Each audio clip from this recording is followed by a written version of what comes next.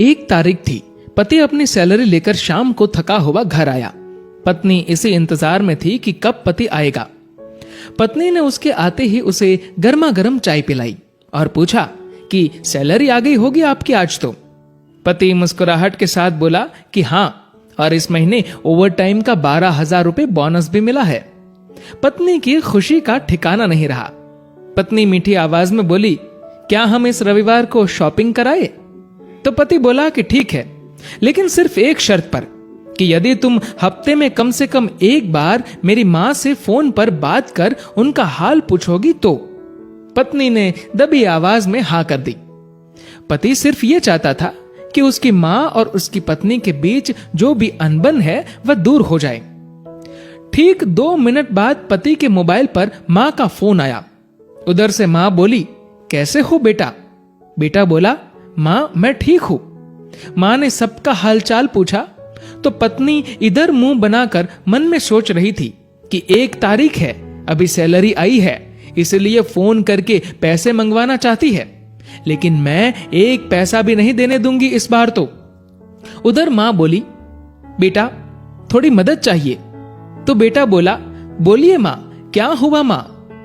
बोली, बेटा इस महीने 5,000 रुपए मिल सकते हैं क्या? पति हर काम अपनी पत्नी से पूछकर ही करता था। उसने ये बात अपनी पत्नी से पूछी तो पत्नी बोली कि बोल दो कि अभी सैलरी नहीं आई है। बेटे ने मां से कहा कि मां अभी सैलरी आने में टाइम है। मां बोली, बेटा कैसे भी करके भिजवा दो प्लीज, हॉस्पिटल में इलाज के लिए चाहिए। पति ने यह बात पत्नी से दोहराई। पत्नी बोली, मां से बोल दो कि सरकारी हॉस्पिटल में इलाज करवा ले। पति ने मां को यही सलाह दी तो मां बोली, बेटा उधर इलाज सही से नहीं होता और वह ध्यान भी नहीं रखते। इस बार तो पत्नी को गुस्सा आ गया और वह अपने पति से बोली कि बोल दो उन्हें कि हमारे सर पर पहले से इतना बोझ है और अब इससे ज्यादा हम सह नहीं पाएंगे, इसीलिए सरकारी हॉस्पिटल में ही इलाज करवाओ। पत्नी के शब्द बिगड़ गए ये बोलते हुए कि वैसे भी 4-5 दिन की मेहमान है। पति इस बार बोला कि ऐसे तो मत बोलो मां के बारे में। इस बार पति को थोड़ा गुस्सा आ गया, लेकिन मन को शांत करते हुए मां से बोला, मां इस महीने नहीं हो पाएगा, इसलिए सरकारी हॉस्पिटल में ही करवा लीजिए आप इलाज। मां उधर से भीख मांगने लगी कि बेटा प्लीज 2,000 रुपए तो दे दो। तो पति आंखों में आंसू के साथ पत्नी से बोला कि कम से कम 2,000 रुपए तो देने दो।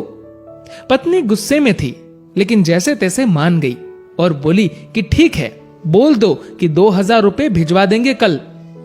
तो इधर पति बोला, सासू मां आपको कल 2,000 रुपए भिजवा दूंगा। पति के मुंह से इस बार मां की जगह सासू मां सुनते ही पत्नी को चक्कर आने लग गई, जुबान लड़खड़ाने लगी, पसीना छूट गया और पति से पूछा कि क्या ये मेरी मां का फोन आया है? पति बोला, हां तुम्हारी मां का ही फोन है।